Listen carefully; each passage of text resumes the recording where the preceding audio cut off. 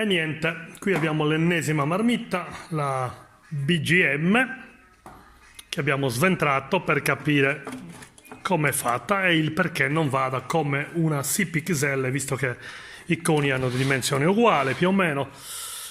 Il collettore parte leggermente prima, questo andrebbe a incrementare gli altri regimi, collettore più corto, però purtroppo qui viene scompensato da una mancanza.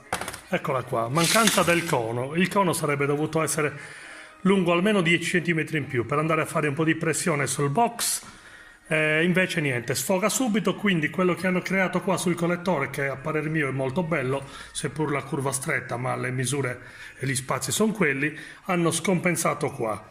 Del resto c'è un buon fonoassorbente, la parte silenziatore hanno preferito fare questa che la paratia, che può andare bene comunque. Questa marmitta è comunque molto silenziosa. Io ho aggiunto 2 fori perché questo qua è quasi più stretto dello sfiato finale. Uno c'era piccolo, l'ho aumentato, e uno nuovo l'ho fatto io. Adesso monterò un cono che arriverò a più o meno 3-4 cm dalla parte finale.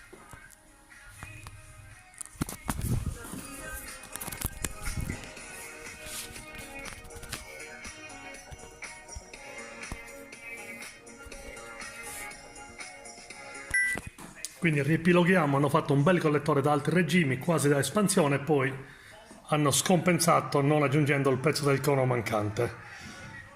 Quindi noi adesso gli ridaremo la giusta pressione e poi cercherò di correggere leggermente aumentando gli sfiati sulla paratia per correggere un po' i bassi, altrimenti qui avremo veramente dei regimi molto alti, delle fasature molto alte, con un collettore così corto che già tende ad aprirsi e un diametro mi sa che di 95.